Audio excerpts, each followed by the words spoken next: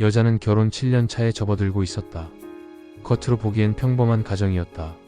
남편은 중소기업에 다녔고 아내는 작은 공방을 운영하며 소소하게 수입을 올렸다. 아이는 없었고 부부는 큰 싸움 없이 살아왔다. 하지만 한 가지 문제는 시어머니였다.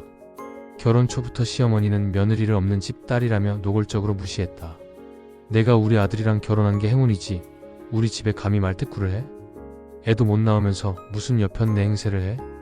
며느리는 처음엔 참고 또 참았다. 남편에게 몇 번 하소연도 했지만 남편은 늘 그랬다. 어머니가 원래 좀 말이 험해. 근데 마음은 안 그래. 우리 집은 그런 식이야.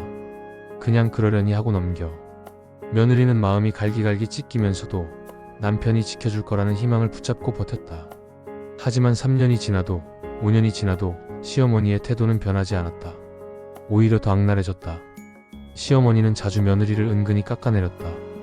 특히 명절이나 김장철이 되면 꼭 사람들 앞에서 한마디씩 했다. 어휴, 젊은 사람이 허리도 못 쓰네. 요즘 애들은 시집살이란 걸 몰라서 그래. 그 칼질도 좀 봐라. 친정에서 김장 한 번 안 해봤지? 며느리가 조용히 묵묵히 김치를 버무리자 시어머니는 다시 말을 덧붙였다. 나는 너희 시아버지 돌아가시고도 혼자 다 해먹였어. 요즘 사람들은 뭐든 쉽게 하려 하네. 그리고 말이야, 애도 없으면 명절 음식이라도 열심히 해야지. 그래야 체면이 서는 거 아냐? 며느리는 고개를 숙이고 계속 김치를 담갔다. 남편은 옆에서 고구마만 먹으며 아무 말도 하지 않았다. 며느리가 설거지를 하던 중 시어머니가 부엌에 들어와 작은 소리로 말했다. 내가 우리 집 식구 된 지가 몇 년인데 아직도 눈치가 없니? 일 시키면 좀 먼저 나서서 하지. 시누이 오면 또 손가락 하나 까딱 안 하잖아. 며느리는 목소리를 내지 않았다. 작게 숨을 들이켰다. 이런 말이 처음이 아니었기 때문이었다. 결국 며느리는 친정 식구들 앞에서도 기를 펴지 못했다. 부모님께 말하고 싶었지만 결혼은 인내야라는 말을 들을까 봐 입을 다물었다. 그렇게 또 시간이 흘렀다. 7년째 되는 해 며느리는 도저히 더는 안 되겠다는 결론을 내렸다. 남편도 시댁도 아무도 자신을 지켜주지 않는다는 현실을 깨달은 것이다.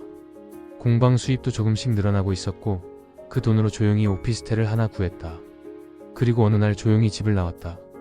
이혼은 생각보다 수월하게 진행됐다. 남편은 놀라며 붙잡았지만 며느리는 단호했다. 당신은 한 번도 날 지켜준 적 없어. 난 이 결혼이 감옥 같았어.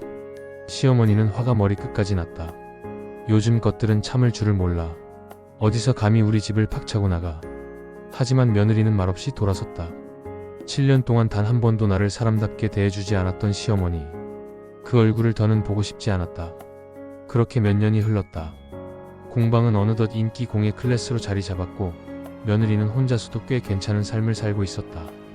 아픈 사람도 없고 잔소리도 없고 자유로운 삶이었다.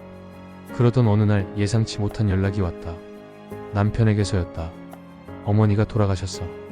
장례식장엔 꼭 와줬으면 해. 마지막으로 인사만이라도. 놀랍게도 며느리는 아무 감정이 들지 않았다. 그리고 스스로에게 물었다. 나는 이 사람의 마지막 길에 인사할 만큼의 감정을 갖고 있나? 결국 며느리는 장례식장에 갔다. 그리고 그곳에서 충격적인 이야기를 들었다. 시어머니가 마지막으로 남긴 유언장이 있었다. 며느리, 오호에게 보험금 전액을 남긴다. 보험 수익자란에 며느리의 이름이 적혀 있었다. 장례식장에 모인 가족들은 술렁였다. 이게 말이 돼? 며느리한테 돈을 다 준다고? 남편조차 당황했다. 이건 실수야. 어머니가 그럴 분이 아니야. 하지만 유언장은 확실했다. 시어머니는 몇 년 전 며느리가 시댁을 떠난 후 몰래 보험 수익자를 바꿔두었다고 했다. 그 누구도 모르게. 그제야 며느리는 모든 게 이해가 되었다. 시어머니는 입으로는 며느리를 미워한다고 했지만 마음 깊은 곳 어딘가엔 미안함이 있었던 것이다. 그 모든 모진 말과 행동 뒤에 죄책감이 남아 있었던 걸까? 며느리는 조용히 고개를 숙였다. 그리고 작은 목소리로 말했다. 어머니, 이제 진짜로 용서할게요. 며칠 뒤 며느리는 보험금 중 일부를 장애 아동 미술치료센터에 기부했다. 그곳엔 자신처럼 마음의 상처를 안고 살아가는 아이들이 많았다. 그리고 조용히 다시 공방으로 돌아가 평범한 일상으로 돌아갔다. 이젠 더 이상 억울하지도 슬프지도 않았다. 그 긴 고통과 오해의 시간이 한 장의 유언장으로 마무리되었기 때문이다. 혹시 여러분도 말로 다 하지 못한 상처를 안고 살아가고 계신가요? 때론 미움 뒤에 숨어있는 건 어설픈 애정일지도 모릅니다. 말하지 않으면 모릅니다. 표현하지 않으면 전해지지 않습니다. 하지만 어떤 인연은 시간이 흐른 뒤에야 진심이 드러나기도 하죠.